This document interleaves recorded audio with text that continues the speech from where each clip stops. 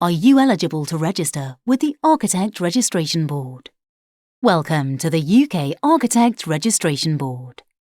The ARB protects consumers and supports architects by requiring certain standards of education, training and practice of those on its register.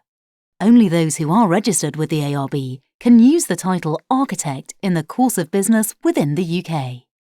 We've put together a series of videos to help you through the process of seeking recognition with us. This video will tell you who is required to sit the examination and the entry requirements you'll need. Who is required to sit the examinations? If you've qualified outside the EU, you'll need to sit the ARB's examination at Part 1 or Parts 1 and Part 2 level, depending on how long you've been studying. Those who have a UK non-prescribed qualification in architecture may also be eligible to sit the exam. If you hold a degree-level qualification from an EU member state and are intending to complete your postgraduate qualification in the UK, you need to sit the Part 1 exam, as the EU directive only recognises first and second cycle qualifications combined. Holding a qualification that's recognised by other bodies, for example the RIBA or the AIA, does not exempt you from taking the exam. The eligibility criteria. The guidance documents are underpinned by the ARB's examination procedures, and these are the rules of the board which set out the eligibility criteria for the examination. This document can be found on the ARB website. To be eligible for the exam, you must have studied architecture for at least 3 years full-time or part-time equivalent for Part 1, and for Part 2, at least 2 years full-time or part-time equivalent.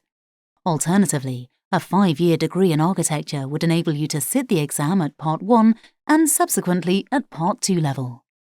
If your qualification is not strictly in architecture, but you believe it covers a comparable curriculum, you may be eligible to apply, and extra steps will be needed for this. Read the eligibility criteria carefully and provide all the documentation required so that the ARB can make an assessment. Use the templates provided to assist with your application.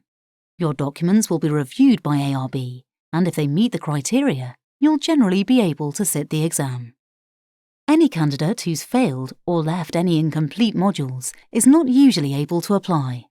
If you're not sure whether you're eligible, call the registration team for advice. Make sure you include all relevant documents and the fee with your application. Please be aware that even if you're not eligible, a 25% scrutiny fee will be payable. Language.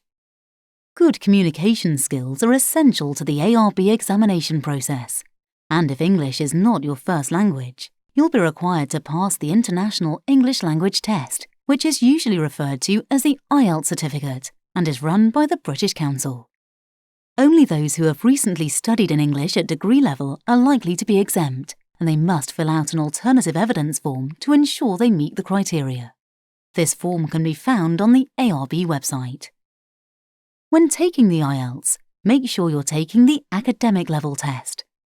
For your certificate to be valid, it must show you've achieved 6.5 in every module on one certificate and issued within the last 2 years. You'll find all the information you need on the ARB website. There are 4 booklets: before examination, during examination, after examination, and frequently asked questions. Make sure you read all the documents carefully so that you're well prepared and fully understand all the requirements. Please click on to video 2 for advice on how to prepare for